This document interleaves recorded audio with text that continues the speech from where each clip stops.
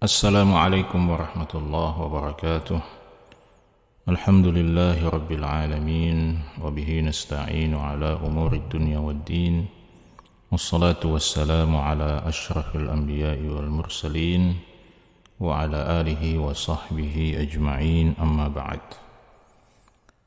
Ikhwani wa akhawati, sahabat-sahabatku muslimin muslimat yang dimuliakan oleh Allah subhanahu wa ta'ala. Bulan Syawal adalah bulan yang mulia. Bulan Syawal adalah bulan yang menjadi saksi, menjadi bukti terhadap diterima atau tidaknya ibadah-ibadah terbaik kita di dalam bulan suci Ramadan. Di bulan Syawal kita semua diuji oleh Allah subhanahu wa ta'ala, dan akan terlihat siapa yang diterima oleh Allah subhanahu wa ta'ala dan siapa yang ditolak ibadahnya oleh Allah subhanahu wa ta'ala. Maka seorang hamba yang melanjutkan kebaikan-kebaikan Ramadannya, melanjutkan kebaikan-kebaikan amal solehnya di bulan Syawal, maka itu menjadi salah satu indikator, menjadi salah satu tanda, sekaligus menjadi salah satu kabar gembira bahwa insya Allah sang hamba itu memiliki peluang yang besar untuk diterima oleh Allah subhanahu wa ta'ala. Sebaliknya, seorang hamba yang kemudian terhenti kebaikannya hanya di bulan Ramadan, lalu kemudian setelah itu di bulan Syawal kebaikan itu berganti dengan kemaksiatan kepada Allah subhanahu wa ta'ala, dengan kelalaian kepada Allah subhanahu wa ta'ala, maka itu sesungguhnya adalah satu pertanda buruk. Itu bisa menjadi satu indikator yang mengkhawatirkan, menjadi tanda bahwa bisa saja atau bisa jadi ibadah sang hamba itu selama bulan Ramadan tidak diterima oleh Allah subhanahu wa ta'ala. Itulah sebabnya salah satu ibadah yang dianjurkan setelah kita memasuki bulan Syawal adalah kita lanjutkan kebaikan Ramadan itu, salah satunya dengan mengerjakan puasa sunnah selama 6 hari di bulan Syawal, untuk melanjutkan kebaikan-kebaikan itu, untuk menjadi satu isyarat bahwa kebaikan-kebaikan itu jangan terhenti di bulan Ramadan. Nabi SAW mengatakan di dalam hadisnya, man shoma Ramadan thumma atba'ahu sittan min Syawal kana kasiyamid dahar. Barang siapa yang berpuasa bulan Ramadan kemudian mengikuti bulan Ramadan itu, puasa Ramadan itu dengan puasa 6 hari di bulan Syawal, kana kasiyamid dahar, maka pahala puasa yang dilakukan hamba itu sama seperti ketika dia berpuasa selama setahun lamanya. Karena itu, sahabat-sahabat muslimin muslimat yang dimuliakan oleh Allah subhanahu wa ta'ala, jangan hentikan kebaikan-kebaikan Ramadan Anda hanya di bulan Ramadan. Lanjutkan semua kebaikan-kebaikan itu meski Ramadan telah berlalu.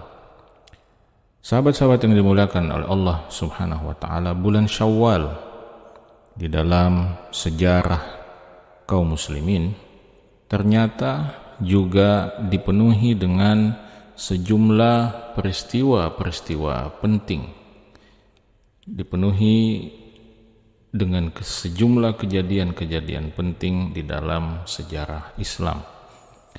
Peristiwa pertama yang terjadi di bulan Syawal yaitu terjadinya pernikahan antara Nabi kita Muhammad sallallahu alaihi wasallam dengan Ummul Mukminin Aisyah radhiyallahu taala anha. Ternyata pernikahan antara Rasulullah sallallahu alaihi wasallam dengan Aisyah bintu Abi Bakar As-Siddiq radhiyallahu taala anhu terjadi pada bulan Syawal. Nah, itu Aisyah radhiyallahu taala anha mengatakan, tazawwajani Rasulullah sallallahu alaihi wasallam fi Syawal. Rasulullah sallallahu alaihi wasallam menikahiku di bulan Syawal.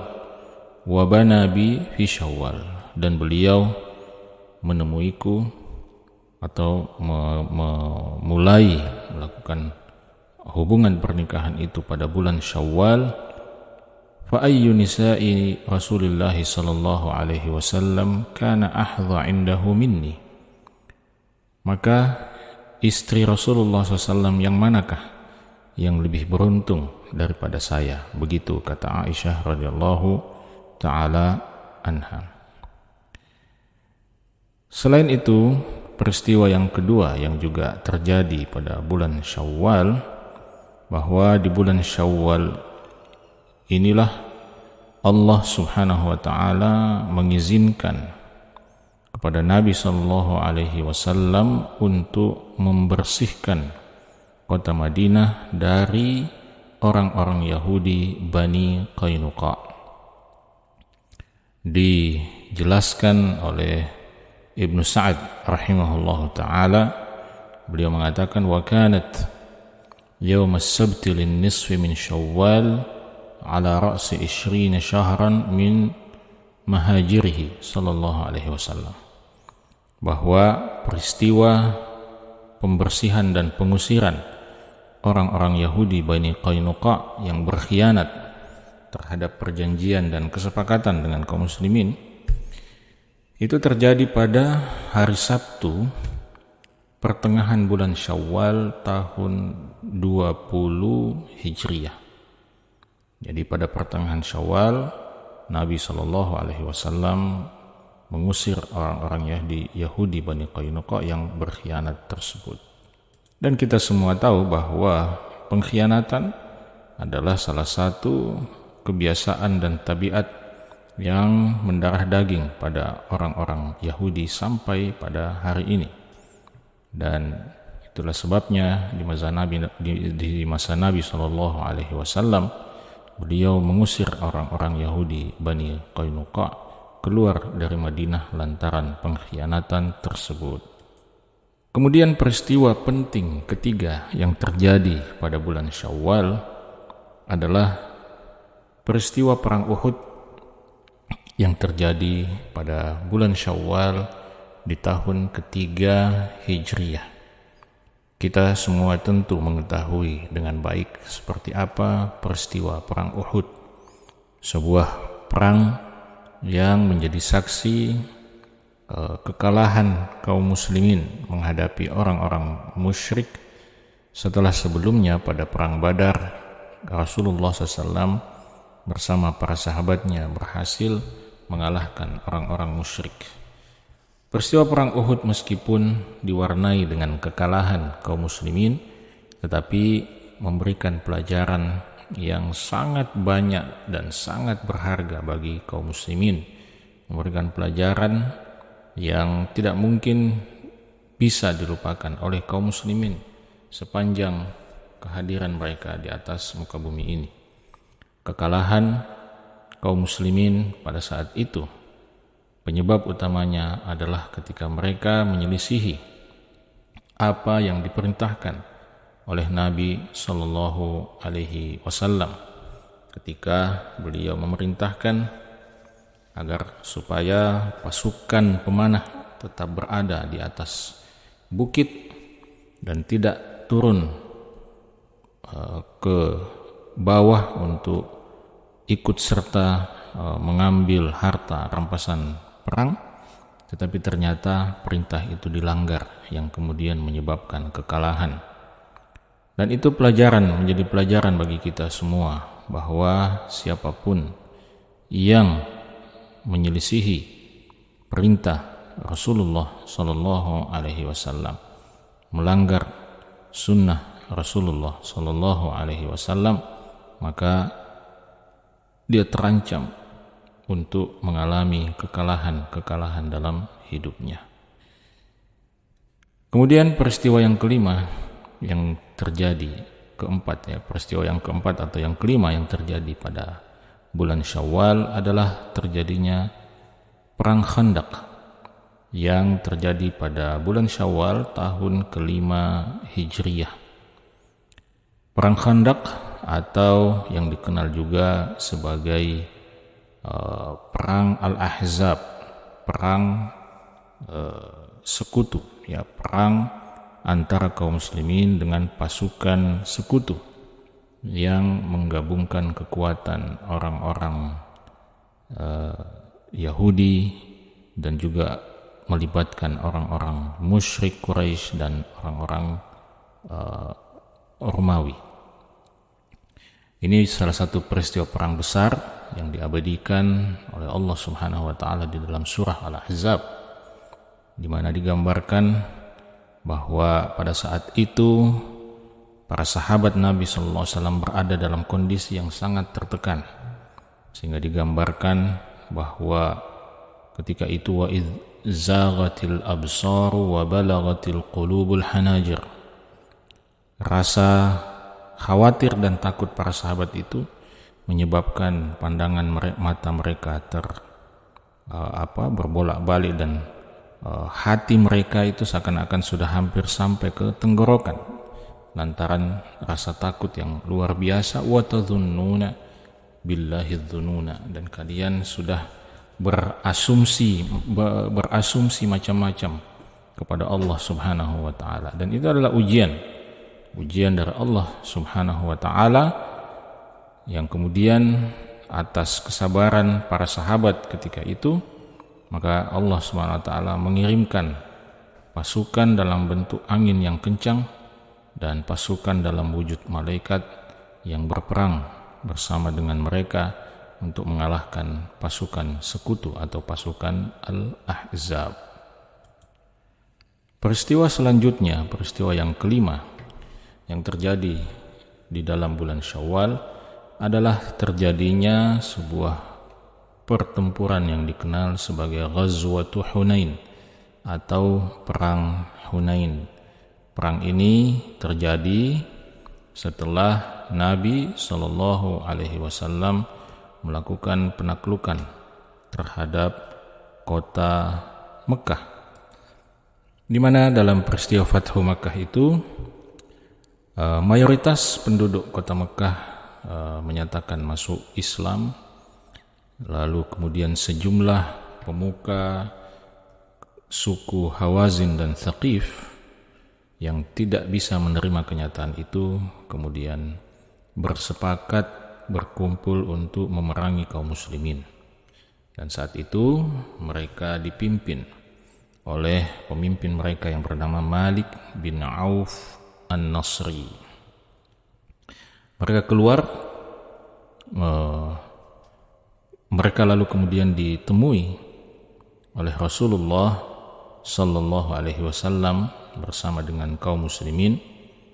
Rasulullah Sallallahu Alaihi Wasallam meninggalkan kota Mekah pada hari Sabtu tanggal 6 Syawal, ya kurang lebih, untuk menghadapi atau untuk menemui pasukan Malik bin Auf An-Nasri ini. Saat itu Rasulullah Shallallahu Alaihi Wasallam membawa kurang lebih sebanyak 12.000 kaum muslimin.